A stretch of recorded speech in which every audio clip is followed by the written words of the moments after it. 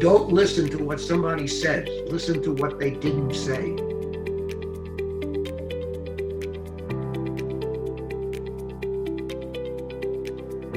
That's the important part. They're going to tell you what they want you to hear. They're not going to tell you what they don't want you to hear. The most important skill to master in negotiation, be it real estate or business in general. Getting people to like you, to trust you. For 47 years, he was a key player to Donald Trump's real estate success, a best-selling author of 2 books, Trump's Strategies for Real Estate, Trump-Style Negotiation, celebrity apprentice judge, coach J.T. Fox for over 10 years. Ladies and gentlemen, Mr. George Ross.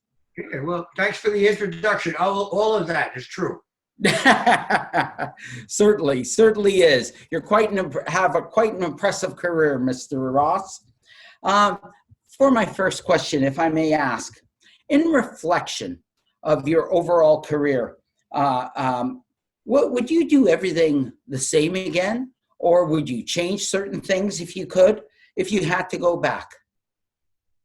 Yeah, no, that's good. A good question. Would I change? I don't know whether I would have changed or not. I know what I did, and I know it had a certain result. And I'm saying, yeah, that was a result. I did the best I could under the circumstances. How could I have done better? Maybe. Could I have done it? Don't look backwards. All right. Imagine now, visualize you're driving in your car, right? And what do you see in front of you through the windshield? What's coming up, right? Absolutely. What's in the rear view mirror? What you've already been at. Is the rear view mirror big or small? Very small. Good. Concentrate on what you're seeing in front of you. Beautiful. Okay. That's where it is. That's where it's at. You could do the best. If you did the best you could, or you thought you could under a certain standard, that's the end of it. Don't go back and say, maybe I could have done this or this. You never know. That's a brilliant answer. It's so true, and the analogy is excellent. Yeah. And besides, the only thing you can do with your knowledge of the past is learn from it. Absolutely. So if you made a mistake, you learn from it. It's not a mistake. It's not when you say I made a mistake. It's not necessarily a mistake. I made a miscalculation. It may not be a mistake. All right. I did what I thought was right under the search. I trusted somebody that was a snake. Right. I miscalculated at this point. But does that mean I don't trust everybody or I don't trust anybody? No. It's just that I learned how to evaluate people differently. What was there about this person that I wasn't aware of that got me into trouble? And I said, I'll look and figure out what was the difference. How did they speak? What did they say? How did they trap me? So I'm not going to be trapped again. Yeah. So it's a learning experience.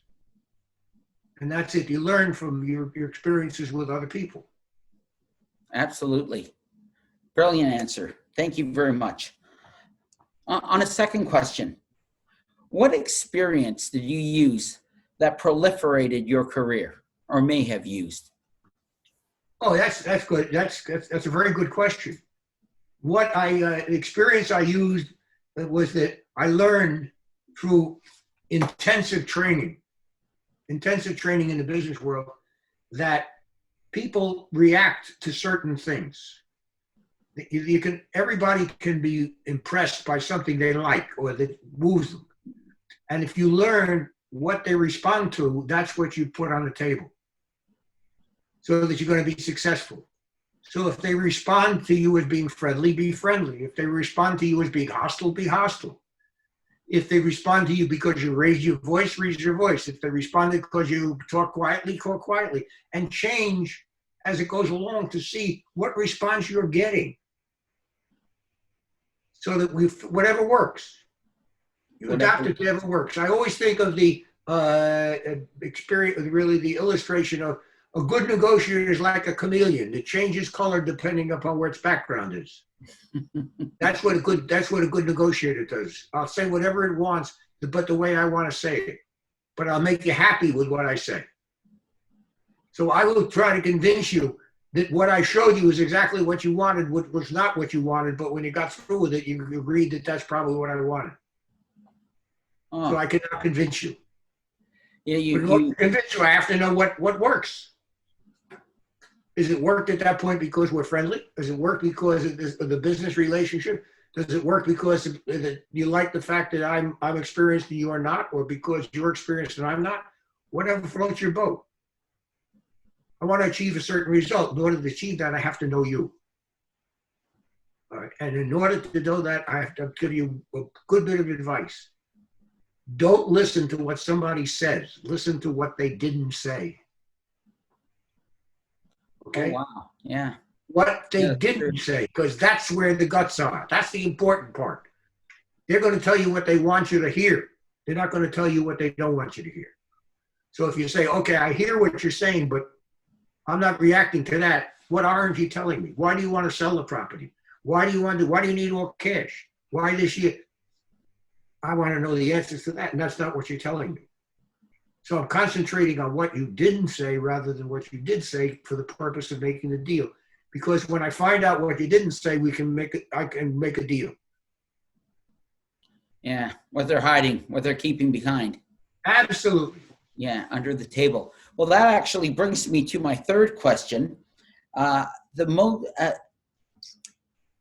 most important skill to master in negotiation, be it real estate or business in general. Yeah, that's easy. As I said, the most important is getting people to like you, to trust you. You have to be comfortable. If they're comfortable with you as a personality, they will do business with you. If they're not, they won't. So you're trying to be honest, but not laying all your cards on the table. Of course. But now I want you to feel that whatever I say, you can trust.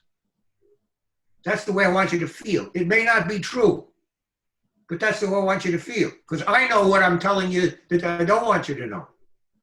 Nevertheless, I want you to get the feeling that, yeah, so whatever, he tells the absolute truth. You can trust him. This is fine. Whatever he says is 100%. If you believe that in a business relationship, I got a bridge I want to sell you.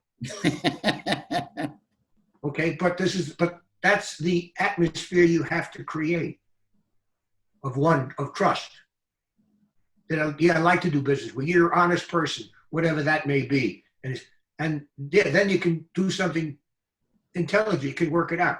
Because if you don't have it, then what you're doing is you're talking about a transaction, but not about the personal aspects of the people you're doing business with, and that's where the game is. So in a good business relationship, one that gets through, it's not win-win. Everybody doesn't win. But you got a transaction you can live with. Okay. All right. But if you win everything, then you walk, because that's a bad deal. You don't know who the other side isn't fighting when they should fight. But now you want to say, yeah, but I can live with it. Or it's not exactly what I wanted, but I can live with it. And we're both sides. And we have a working relationship going forward. Forget the contract that we put in the drawer. But saying, if I have a problem, I can go back to you and talk to you man to man without the lawyers. That's the key. You develop a personal relationship, not necessarily a business relationship. And that's what builds the foundation for future deals.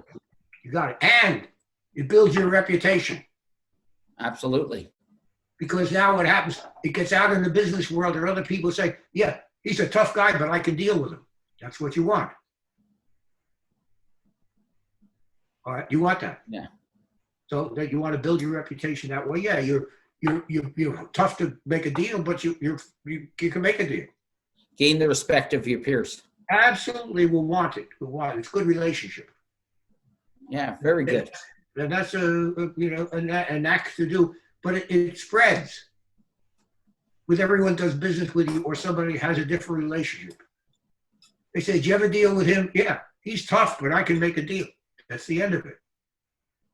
Yeah, I've been amazed at how small a world it is in the real estate community. It's one of my areas of investment, and I'm talking to somebody who's an agent, and it's like, oh, do you know so-and-so? Oh, yeah. next thing I'm on the phone talking about this guy. What do you know about him? That's all. And the acquaintances and the relationship are fine as long as you have maintained the integrity that you want. So if you want to know who I am, speak to John Jones. Speak to somebody. That's good. And he'll tell you what. Good recommendation is the key to success. We're not talking about the transaction. We're talking about the personality.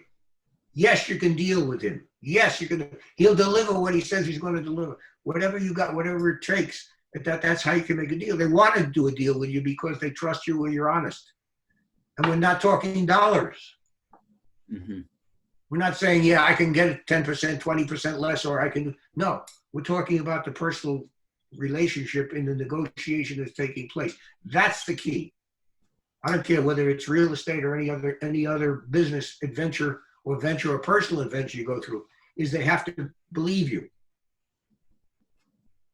They have to trust you. Absolutely. Absolutely. Another brilliant answer. It's been a real pleasure, Mr. Ross. No, call me. No, wait, hold. No, it's not a real pleasure. You call me Mr. Ross. That makes me feel very old, which I am. But you call me George. That makes me feel more of a contemporary. George, certainly I would. My parents raised me to respect my elders, and There you go. Certainly earn a lot of respect. And I really appreciate you giving me this opportunity to ask you a few questions. I hope in the future we're able to do this again sometime. Let's hope so, but don't wait too long. Thank you very much. You're welcome.